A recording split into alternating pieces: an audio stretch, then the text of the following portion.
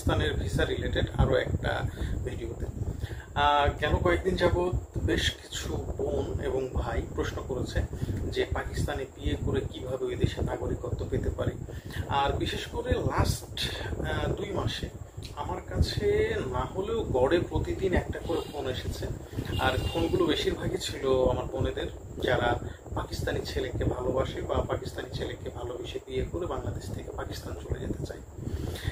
তো আমার কাছে এই বিষয়টা মনে হয়েছে একটা মহামারীর মতো। এটা আমার কাছে খুব একটা ভালো কোনো সাইন বলে মনে হয়নি, কারণ এক অজানার উদ্দেশ্যে তারা ভ্রমণ করার জন্য যেভাবে উঠে পড়ে লেগেছে, বা তাদের ম্যাক্সিমামই এজ হচ্ছে টিন এজ বলতে হবে, এবং এই টিন এজের মেয়েগুলো পাকিস্তানি ছেলেদের সাথে প্রেম করে তারা বাংলাদেশ থেকে পাকিস্তানি চলে যাওয়ার জন্য একাই প্রস্তুত নিচ্ছে।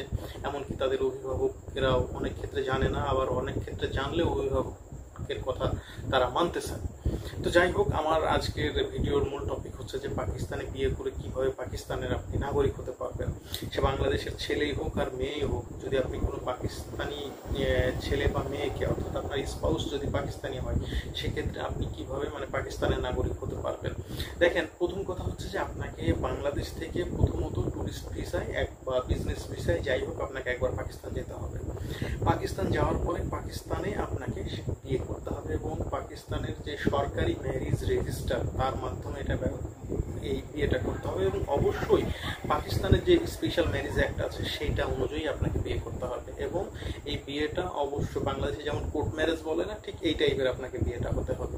এবং বিয়ে হওয়ার পরপরই যে আপনি যদি মনে করেন যে আপনার ভিসাটা এক্সটেন্ড করতে পারবেন পাকিস্তানে বসে, তাহলে কিন্তু ভুল।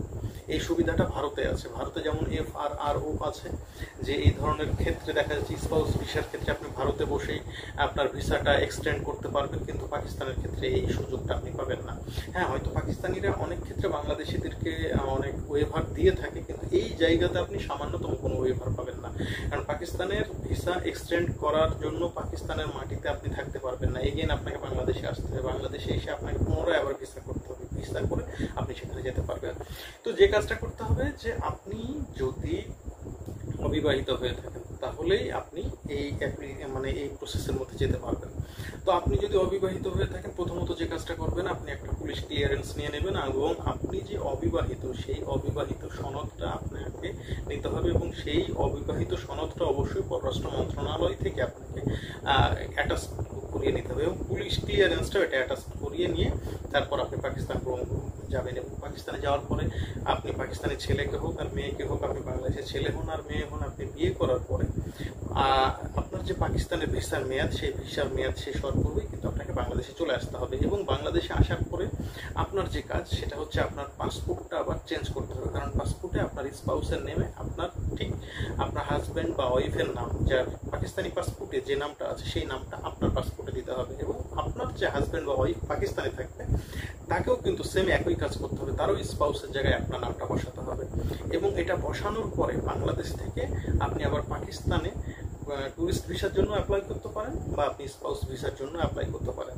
তো আপনি টুরিস্ট ভিসার জন্য অ্যাপ্লাই করলেও হবে, স্পাউস ভিসার জন্য অ্যাপ্লাই করলেও হবে। আপনি এই দ্বিতীয়বার আবার আপনাকে পাকিস্তানে যেতে হবে, এবং পাকিস্তানে যাওয়ার পরে তাদের স্বরাষ্ট্র মন্ত্রণালয় বরাবর আপনাকে একটা অ্যাপ্লিকেশন করতে হবে, অর্থাৎ আপনার যে হাজব্যান্ড বা ওয়াইফ তার রেফারেন্স দিয়ে এটা করতে হবে, এবং তাকে একটা লিখিত দিতে হবে যে আপনি তার হাজব্যান্ড বা ওয়াইফ। ঠিক আছে, এই লিখিতটা আপনার পাকিস্তানের স্বরাষ্ট্র মন্ত্রণালয় বরাবর জমা দিতে হবে, এবং জমা দেওয়ার পরে পাকিস্তান যে স্বরাষ্ট্র মন্ত্রণালয় তারা কিন্তু আবার এটাকে চেক ব্যাক করে দেখবে, আপনার যে পুলিশ ক্লিয়ারেন্স ছিল বা আপনি যে অবিবাহিত বাংলাদেশে ছিলেন ইত্যাদি ইত্যাদি সব কিছু কিন্তু এগুলো তারা খতিয়ে দেখবে। এবং খতিয়ে দেখার পরে বাংলাদেশে যে পাকিস্তানের এম্বাসি আছে সেই এম্বাসি থেকে বা হাই কমিশন আছে, বাংলাদেশে তো পাকিস্তানের হাই কমিশন, এই হাই কমিশন থেকে সমস্ত ডাটাগুলো তারা কালেক্ট করবে, এবং কালেক্ট করার পরে যদি সব কিছু ঠিকঠাক থাকে তারপরে দেখা যাচ্ছে আপনার স্পাউস ভিসা, আপনার যে ভিসাটা আছে সেই ভিসাটাকে চেঞ্জ করে স্পাউস ভিসা করবে, অথবা আপনাকে বলবে আপনাকে পুনরায় বাংলাদেশে চলে যেতে, এবং বাংলাদেশে আসার পরে আপনি স্পাউস ভিসার জন্য অ্যাপ্লাই করবেন এবং আপনি স্পাউস ভিসা পেয়ে যাবেন। এভাবে হয়তো 3 বছর বা 4 বছর চলে গেলে আপনি পাকিস্তানের সিটিজেনশিপ পেয়ে যেতে পারেন। আর এটাই হচ্ছে আপাতত পাকিস্তানের কাউকে বিয়ে করে পাকিস্তানে নাগরিকত্ব পাওয়ার উপায়। সকলকে ধন্যবাদ। আসসালামু আলাইকুম ওয়া রাহমাতুল্লাহ।